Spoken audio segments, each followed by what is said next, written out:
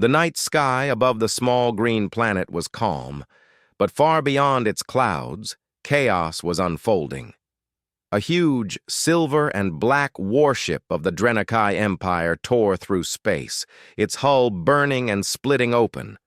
A deadly storm of meteors had smashed into the ship, scattering glowing fragments in every direction. Inside, alarms wailed, and crew members ran through the corridors. Commander Zyrala, one of the most respected warriors of the Drenakai, fought her way toward the escape deck. Her tall frame was covered in dark armor, but sparks from broken circuits rained down on her, burning small holes in the plating. She carried a small data core in her hands, a piece of technology vital to her people. She refused to let it be destroyed. "Main deck is gone," shouted a Drenakai engineer over the comms. "Hull breach in sections 5 through 8. Zirala's sharp eyes scanned the collapsing hallway. She could hear metal groaning under the pressure. The meteors weren't stopping. Pieces of the ship were falling into the planet's atmosphere, burning up like falling stars. She was almost at the escape pods when another massive impact shook the ship. The floor buckled and she was thrown into a wall. Pain shot through her side. Before she could recover, a ceiling beam collapsed in front of her, blocking the way. She coughed, the air filled with smoke and sparks. She tried to move the beam, but it was too heavy. Her leg was pinned under debris. The fire suppression systems failed, and flames began to creep along the corridor walls. Zyrala's breathing grew heavy. She knew the truth. She would not escape this ship alive. Then, through the smoke, she heard something unusual. Not the heavy metallic voice of a Drenakai, but a clear, steady human voice. "Hold on." "I see." "You!" A figure stepped into the light. A man in a gray exploration suit, visor open. He carried a portable scanner in one hand and a metal cutting tool in the other. The human's brown hair was messy, his face covered in soot, but his eyes were alert. "What are you doing here?" Zyrala demanded in a sharp, deep voice. "This is not your fight, human." "I was in the area," the man replied quickly. "Saw your ship going down. Figured you could use a hand." "You should leave. The ship is—" A deep crack interrupted her words. The floor around them began to break apart. The human didn't hesitate. He knelt beside her, placing the scanner over her leg. "It's not broken," he said. "But you're stuck. Let me cut you free." Zyrala glared at him. "Drenakai warriors do not accept help from outsiders." "Lucky for you," he said with a faint smile. "I'm not asking for permission." Before she could argue, he activated the cutter. Sparks, flying as he sliced through the fallen beam. The sound echoed in the burning corridor. The metal was thick, but he worked quickly, shielding her from falling debris with his own body more than once. When the beam finally shifted, Zyrala pulled her leg free with a sharp grunt. She stood, leaning against the wall for balance. "You risked your life for me," she said slowly, as if she didn't quite believe it. "Yeah," he replied simply. "Now let's get out of here before this whole ship comes down on our heads." They moved quickly through the corridor, Zyrala limping slightly. The human supported her when she stumbled, guiding her toward a side hatch. "I'm Captain Ethan Cross," he said as they walked. "Exploration Corps. My ship's just a short hike from here." Zyrala didn't answer right away. She was too busy memorizing his face, his movements. He was no warrior by Drenakai standards, yet his eyes never wavered from the danger. They reached the hatch, just as another explosion ripped through the ship. A blast of hot air threw them forward, and Ethan grabbed her arm to steady her. Outside, the air of the planet was warm and thick with the smell of burning metal. Pieces of the Drenakai warship lay scattered across the forested hills. Some glowed faintly from re-entry heat, while others smoked in the fading daylight. Ethan guided her down the slope, moving between broken trees and steaming craters. "Where is your crew?" he asked. "Scattered," Zyrala said, her voice low. "Some may have escaped. Many did not." He glanced at her, but she kept her eyes on the ground. Her pride would not let her show weakness in front of a stranger. They finally reached a clearing where a small human shuttle sat on its landing. Struts. It was plain and functional, not the sleek design of Drenikai ships, but it was intact. Ethan opened the hatch and helped her inside. The interior was neat but cramped, with supplies stacked along the walls. He motioned to a seat. "Sit. I'll get the med kit." "I do not require," she began, but her voice faltered as another wave of pain hit her. Reluctantly, she lowered herself into the seat. Ethan worked in silence, cleaning the burns on her armor and checking her leg. He moved with quiet skill, his hands steady. "You've done this before," she said finally. "A few times," he replied. "Hazards of exploring wild space." She studied him carefully. He was not like the Drenikai officers she knew, no formal salute, no rigid posture. Yet there was a calm authority in the way he acted. When he was done, he handed her a sealed water pack. She took it without comment. "You could have left me there," she said after a moment. "I could have," Ethan agreed. "But that's not how I'm wired." The words lingered in her mind. In her culture, strength was proven through victory in battle, not through acts of kindness to outsiders. Yet here she was, alive, because a human explorer had chosen to risk his own life. She looked away, pretending to examine the small shuttle's control panels. "I owe you my survival, Captain Ethan Cross. That is a debt I will not forget." He smiled faintly. "Let's just focus on getting you home first." Outside, the last fragments of the Drenikai warship burned up in the planet's atmosphere, fading into the night sky. Inside the shuttle, a quiet understanding began to form, an unlikely alliance born from fire and falling stars. The morning light filtered through the trees, casting golden rays on the clearing where Captain Ethan Cross's shuttle rested. Inside, the hum of the power systems was steady, a low, comforting sound. Commander Zyrella sat near the small window, her gaze fixed on the dense forest beyond. She had woken before Ethan, her warrior instincts alert in this unfamiliar place. Her leg was stiff, but the pain had lessened thanks to his treatment. Still, she hated the feeling of weakness. A Drenikai warrior should be standing on her own, not sitting in the vessel of a stranger. Ethan emerged from the small back compartment, carrying a thermal pack of food. He gave her a nod as if she were an old crewmate. "Morning. I've got something warm for you. It's not fancy, protein rations and some spiced tea, but it'll keep you going." Zyrella eyed the food with suspicion. "Human food?" "It's safe," Ethan replied, setting it on the table beside her. "Nutritionally balanced, even for non-humans. I've traded enough times with other species to know what works." She hesitated, but took the pack. The warmth seeped into her hands as she broke it open. The taste was strange, mild compared to the bold flavors of Drenikai meals, but it was filling. Ethan took a seat across from her, sipping his tea. "So, what's your plan?" "My plan," she said firmly, "is to find my crew, recover our equipment, and send a signal to my people. Then I will leave this world." Ethan leaned back in his chair. "That's a lot to do with an injured leg and no working ship." Her golden eyes narrowed. "I will manage." He gave her a calm look, not rising to her challenge. "I'm not saying you can't. I'm saying I can help. My shuttle's scanners can pick up wreckage and life signs within 50 kilometers. That's our best shot at finding your crew before anything else finds them." She studied him. In her culture, offers of help often came with hidden motives, political favors, status gains, or personal debts. But this human seemed to expect nothing. That unsettled her more than any obvious scheme. "Why?" she asked finally. "Why help me when we are strangers?" Ethan shrugged. "Because you needed it. And because if I were stranded after a crash, I'd want someone to do the same for me." The simplicity of his answer made her fall silent. After breakfast, they stepped outside.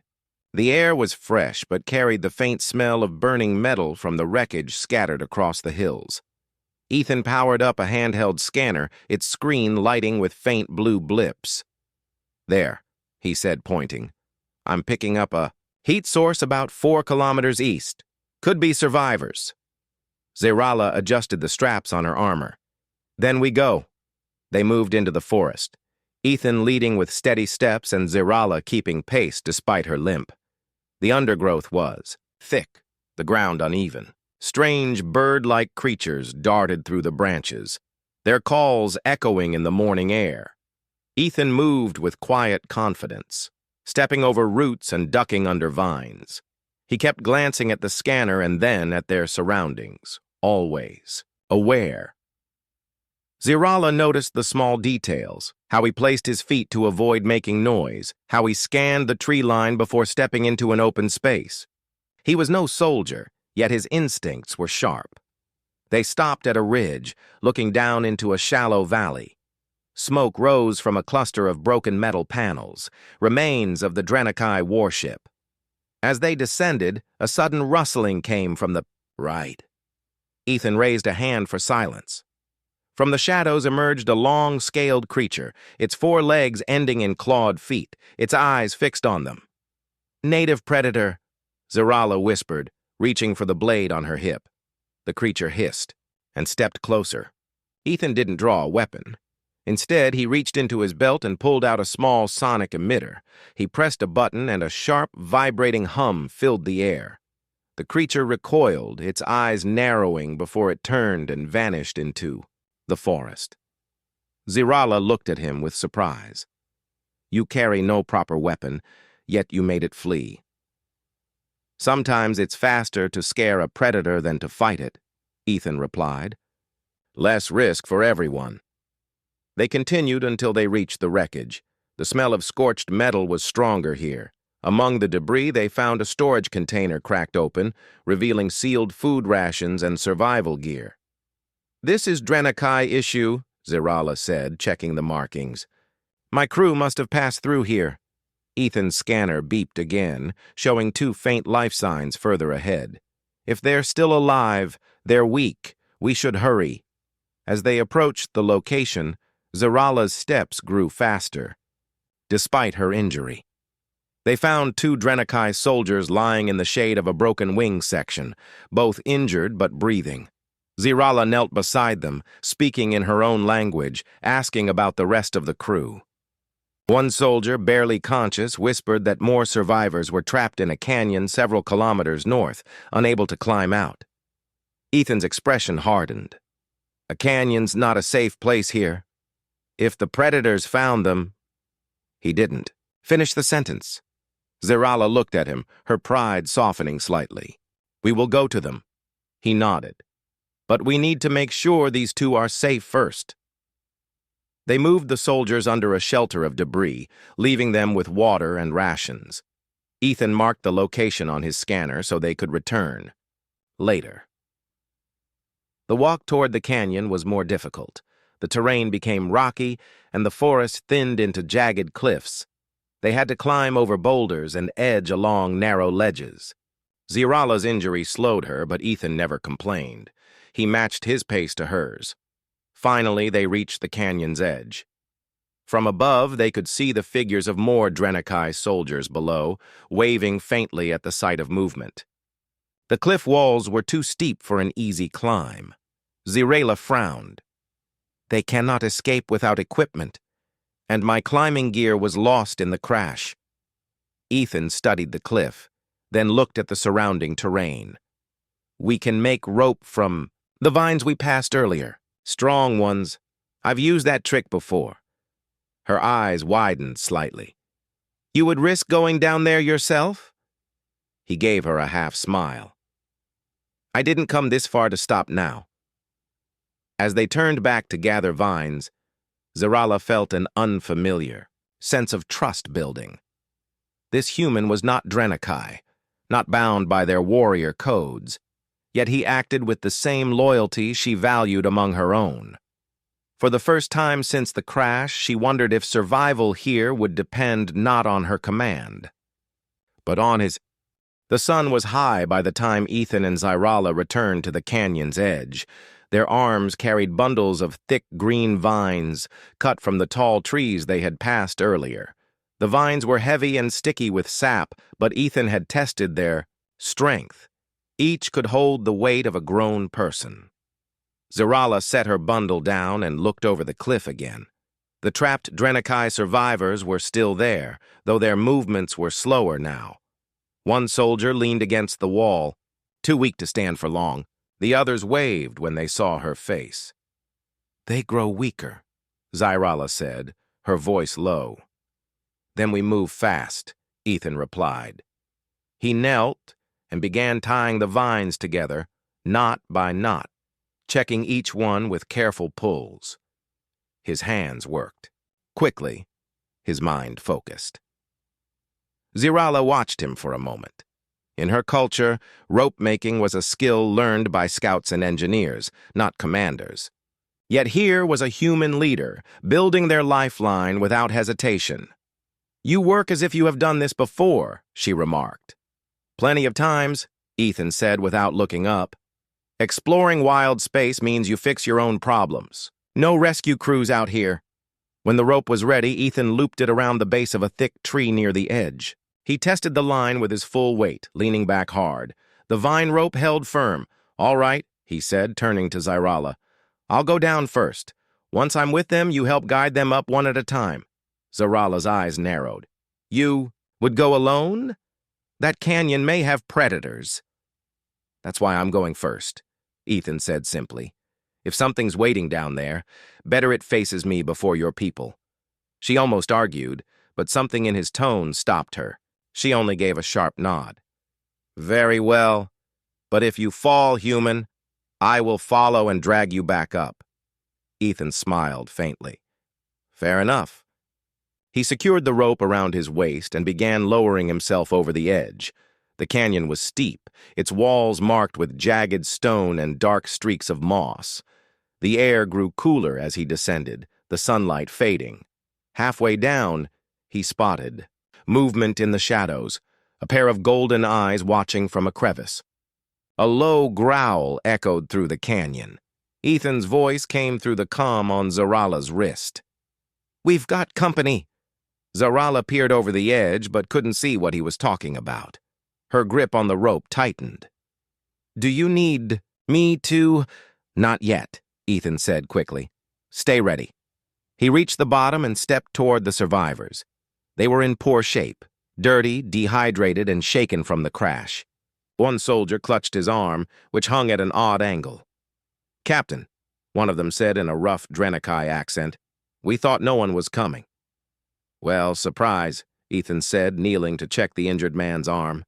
"We're getting you out of here.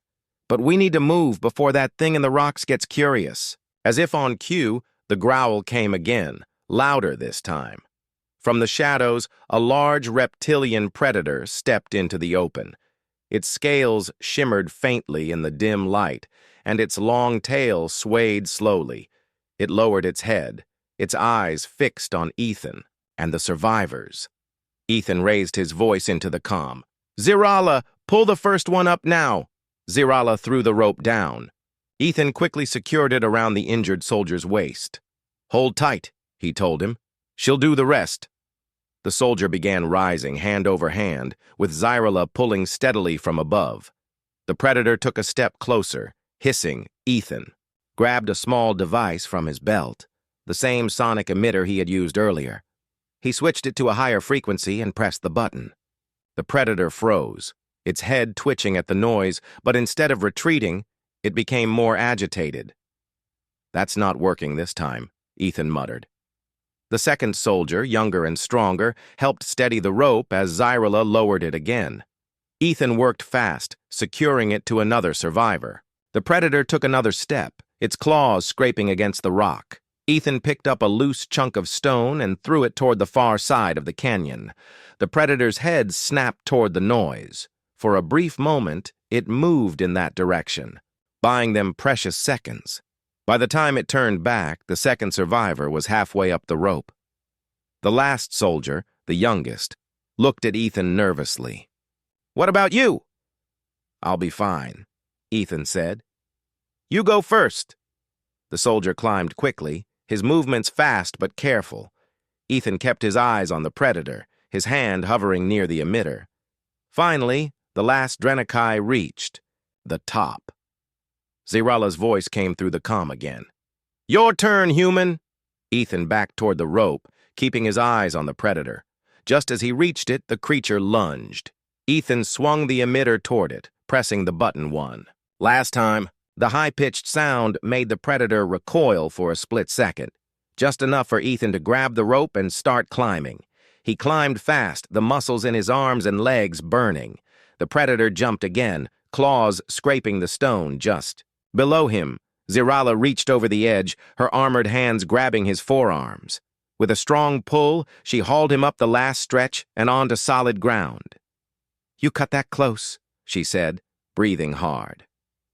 "Part of the job," Ethan replied, with a tired grin. The rescued Drenakai gathered around, some leaning on each other, all looking at Zirala. She spoke to them in their language, explaining that the human captain had led the rescue. Their eyes turned to Ethan, some surprised, others curious. "You risked yourself for my people," Zirala said to him quietly, away from the others. "That is something even some Drenakai leaders would not do." "They needed help," Ethan said. "That's all that mattered." She studied him for a long moment, then gave a sharp nod. "Until we are off this world, Captain Ethan Cross, my orders are your orders." Ethan blinked in surprise, but didn't argue. "All right then, Commander. Let's get them somewhere safe." As they began the trek back to the shuttle, Zirala walked beside him, no longer just a rescued survivor, but a warrior who had chosen her leader. The forest was quiet as the group moved toward Ethan's shuttle. The only sounds were the crunch of boots on soil and the occasional rustle of leaves overhead. Zirala kept pace beside Ethan, her sharp eyes scanning the shadows. The rescued Drenakai. Soldiers walked behind them, still weak, but moving with determination. Ethan had given them water and ration bars from his pack. Even so, he could tell they were running on little strength. They had to reach the shuttle soon, or at least find a place they could defend if trouble came. Halfway through the journey, the scanner on Ethan's wrist beeped. He stopped and checked the display. "What is it?" Zirala asked. "Movement," Ethan replied. "Several large heat signatures. They're circling us." Zirala's gaze shifted to the tree line. She heard it now, too.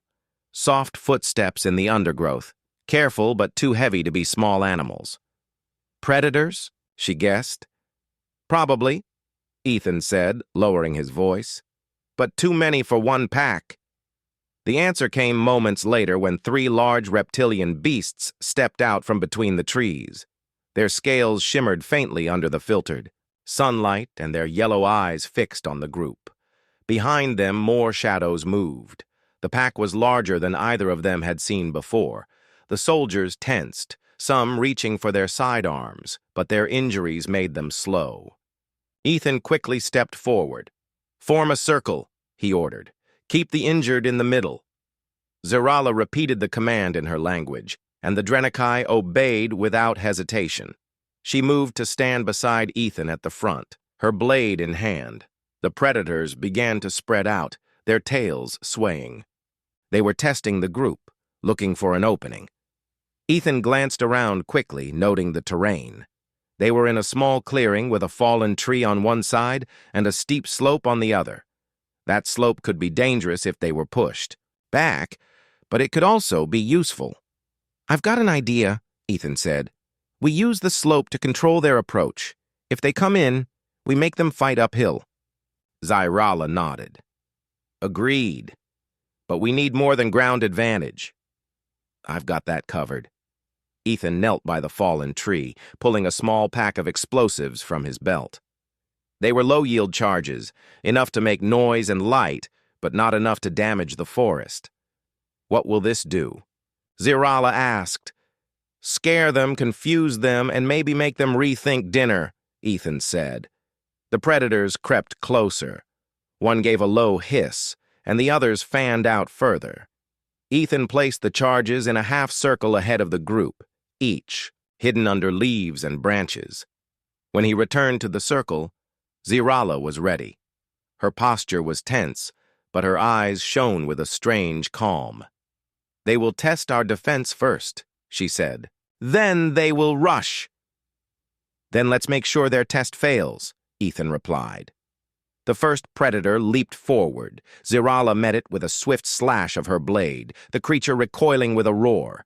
Another darted in from the side, but Ethan's quick swing with a metal rod sent it stumbling back. Then the rest of the pack charged. "Now!" Ethan shouted, pressing the detonator.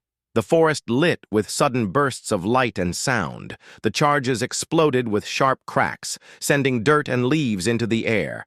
The predators shrieked, some leaping back in alarm. The sudden chaos broke their coordination, and Zirala took the chance to strike. She moved with the precision of a trained warrior, her blade finding gaps in the creature's scaled hides. Ethan stayed close, covering her back. They fought as if they had trained together for years, each movement complementing the others. When one predator tried to flank them, Ethan blocked it with the emitter's shrill sound, giving Zirala the moment she needed to strike it down. The fight lasted only minutes, but it felt much longer. Finally, the pack began to retreat, dragging their injured away. The forest grew quiet again, the air heavy with the scent of disturbed earth. Ethan lowered his weapon, breathing hard. "Everyone all right?" The soldiers nodded, some leaning on each other for support. Zirala turned to him, her armor scratched and marked with dirt. "You fight well, Captain, not with the strength of my people, but with something different." Ethan chuckled. "I'll take that as a compliment." "It is," she said simply. "You lead without demanding, and you protect even those you do not know. That is rare." They gathered their gear and moved on, reaching Ethan's shuttle just before sunset. The small vessel looked even more like a safe haven now, its metal sides reflecting the fading light. Inside, the soldiers settled down, drinking more water and eating what they could. Zirala stood by the door, watching Ethan as he checked the systems. When he was done, she spoke quietly. "I meant what I said earlier. Until we leave this world, my orders are yours. My warriors will follow your command as if you were one of our own leaders." Ethan looked at her, reading the seriousness in her expression. "You're sure about that? Your people aren't exactly known for taking orders from outsiders." She gave a small smile, rare for her. "Perhaps, but today I saw something worth following." The words carried weight, and Ethan didn't push for more. Instead, he nodded. "All right then, Commander. Let's make a plan." That night, as the shuttle's lights glowed softly inside, Ethan and Zirala went over maps and scans, marking wreckage sites and possible routes to a repairable craft. Outside, the forest was silent again, but they both knew the quiet wouldn't last.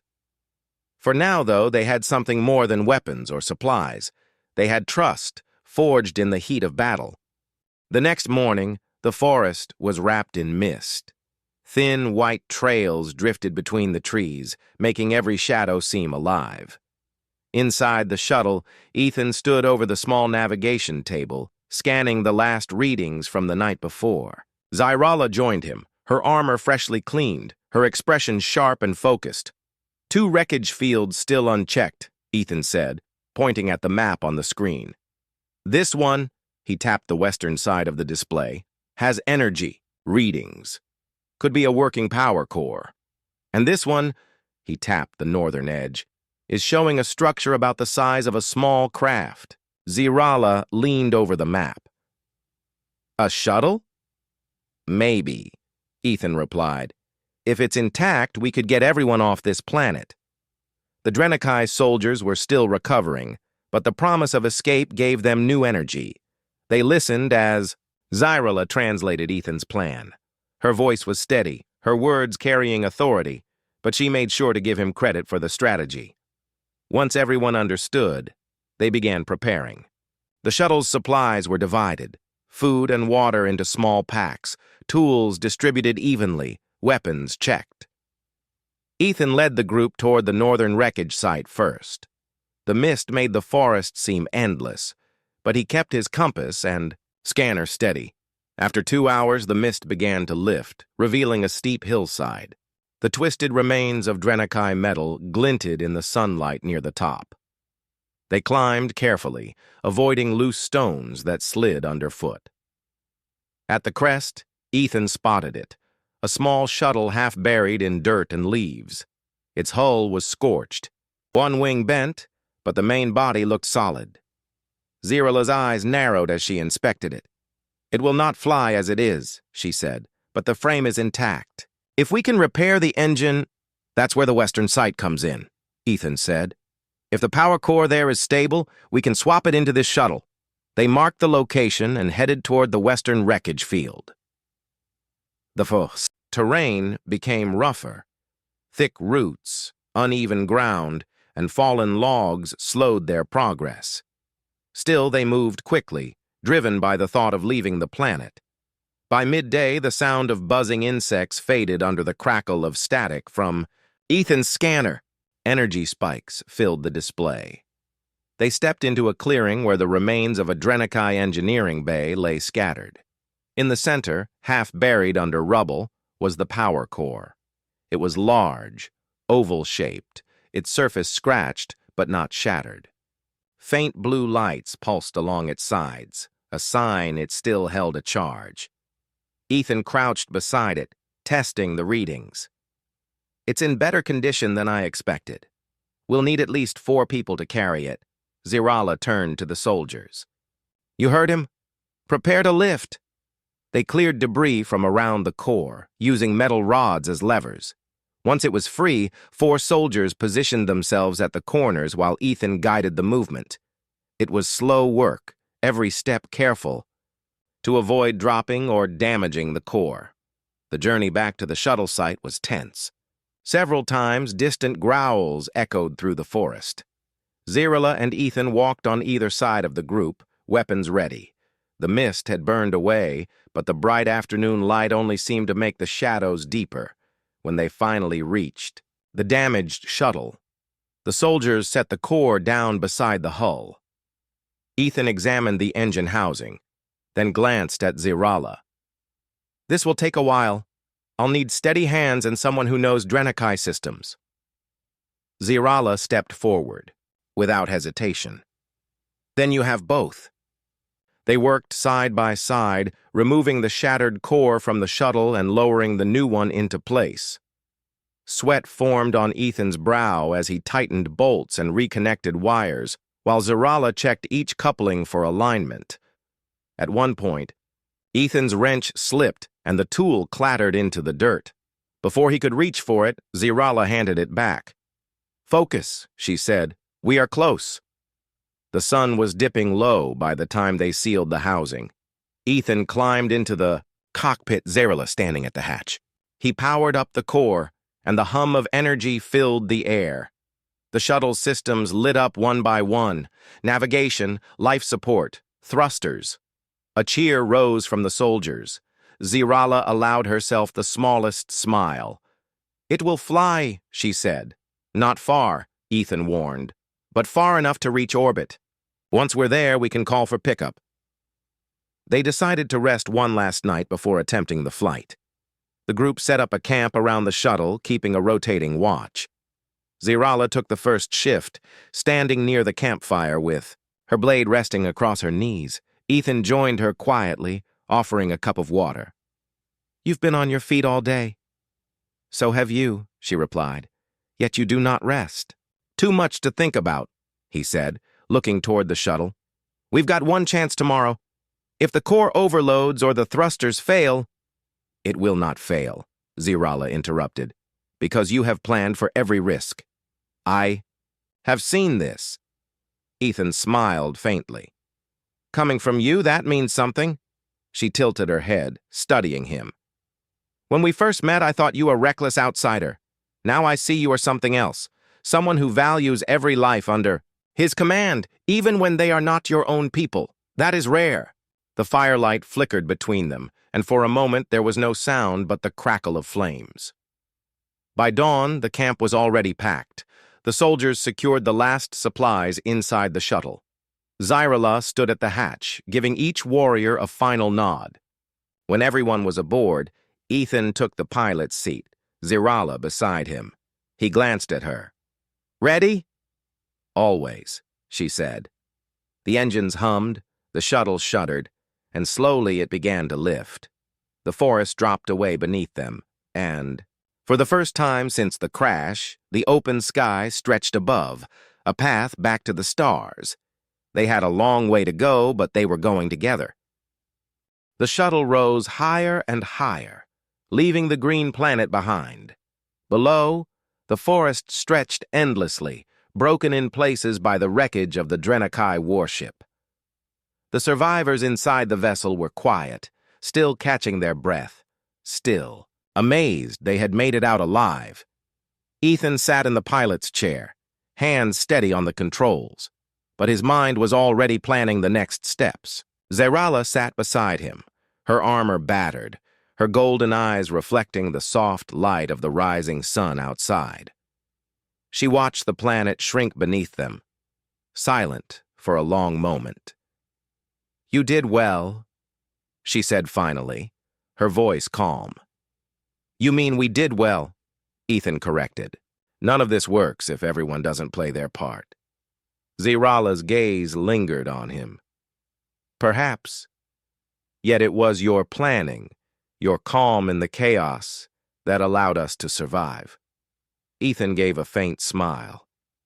"I've seen brave leaders before. You and your people, well, I'd say we make a good team." She considered that. In Drenakai culture, loyalty and strength are measured in battle, in victories earned, in honor upheld. But here, in the quiet of the shuttle, Zyrala saw something more. Leadership through care, through strategy, and through the willingness to share the burden of risk. "Captain Ethan Cross," she said, turning to face him fully, "I made a choice. My warriors follow my command. Yet today, I realize their loyalty will also extend to you. You have my respect and my people's in ways I have not given lightly." Ethan's eyebrows lifted slightly. "That's more than I expected." "You have earned it," she said simply. Outside the shuttle, the sky changed from blue to the black velvet of space. Stars dotted the darkness, distant suns that had watched over them as they struggled and fought for survival. Ethan guided the shuttle toward orbit, checking instruments carefully. The rescued Drenakai soldiers moved quietly among themselves, sharing looks of amazement and gratitude. Zyrala stood near the hatch, observing them. But her mind remained on Ethan. This human had risked his life for them, had planned and executed strategies she would have expected only from the most skilled Drenakai officers. "Once we reach orbit," Ethan said, "we can call for a transport to pick everyone up. You'll be home soon, Commander." She nodded. "And when we return to Drenakai space?" Ethan's hands hovered over the controls. "Then you'll be among your people again, safe and respected. That is my hope." Zyrala's eyes hardened slightly, determination returning. "Safe, yes, but I will not return as the same commander who left the crash site. I have learned something of value." Ethan glanced at her. "And what is that?" She paused, her golden eyes meeting his. "That leadership is not measured by who wields the strongest blade or who shouts commands the loudest. True leadership is knowing when to protect, when to guide, and when to trust." Ethan nodded slowly. "I think we can agree on that." The shuttle creaked as it left the planet's upper atmosphere, the engines humming steadily. The Drenakai soldiers gathered near the observation window, watching their homeworld grow smaller. Some murmured in their language, expressions softening with relief. For the first time since the crash, they could imagine a future beyond survival. A future where they would be whole again. Zerala remained silent for a moment longer. Then she turned fully toward Ethan. "Captain, I make an oath, not lightly. From this moment, should our paths cross again in Drenakai space or elsewhere, I will follow only your orders in matters of life and duty, not because I am required, but because I choose to trust you." Ethan looked at her, slightly taken aback. "Your oath is an honor, Commander, and I will respect it. But know this, I never asked for it." "I know," she said, "yet it is given freely. It is the highest respect a warrior can give." The shuttle moved further from the planet, and the first faint lights of Drenakai orbit came into view. Ethan keyed the communication system and sent a call to the nearest transport vessel. The reply was swift. They were ready to receive the survivors. Zyrala's attention returned to the soldiers. She walked among them, placing her hands on shoulders, offering nods, quiet words of encouragement. Each one looked back at her with gratitude, some with new respect for the human who had led them as much as she had. "Captain Ethan Cross," she said once they were all settled near the cockpit, "you have done more than I expected from a human. You have proven something rare among all species: courage, skill, and honor. My people will hear of this, and they will not forget it." Ethan smiled faintly. "I didn't do it for recognition. I did it because it was the right thing to do, and because people's lives mattered." She studied him for a long moment. "Then you are truly a leader, human. One I will follow anywhere necessary." The shuttle rocked slightly as the transport ship came into view, large and silver with docking arms ready. Ethan guided them carefully into the docking bay, the Drenakai soldiers watching the process with awe. Zerala's expression was calm, but inside, she felt a mixture of relief and pride. Once they were securely aboard the transport, the Drenakai soldiers were guided to medical attention and debriefing. Zerala lingered near the shuttle ramp, watching Ethan as he performed final checks. "You've earned more than my respect," she said quietly. "You've earned trust, the kind that binds even proud warriors to follow willingly." Ethan chuckled softly. "I hope I live up to it if we meet again." "I believe you will," she replied. Her tone carried no doubt, only certainty. The transport ship rose, carrying the survivors back to their homeworld. From her position, Zerala looked out the viewport at the shrinking stars, and her mind replayed the events of the past days.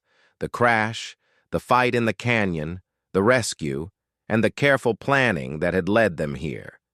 She realized something fundamental. Humans were not just fragile creatures or untested outsiders. They could be clever, brave, and decisive. They could inspire trust and loyalty, even in those trained to rely only on strength and honor. Beside her, Ethan checked the shuttle systems one last time before leaving it behind. She looked at him, and for the first time in days allowed herself a small, genuine smile. "My oath stands," she said softly, as if to herself, "and it will not be broken." Ethan glanced at her, catching the words. "I understand, Commander." The stars stretched endlessly ahead, and the transport ship carried them safely away from the planet. The Drenakai homeworld awaited, and with it, new challenges. But Zerala knew one thing with certainty. She had found a leader worthy of her trust, and for the first time since the crash, she felt hope, not just for survival, but for what could be accomplished when courage, skill, and loyalty came together, human and Drenakai, side by side. The journey was over. The alliance had been forged, and Zerala, proud warrior of the Drenakai, had pledged herself to follow a human captain, an oath that would carry weight far beyond a single battle, far beyond a single planet. The stars sparkled around them as the transport sped forward, carrying Not just survivors, but a story of trust, honor, and the unbreakable bond between two very different warriors.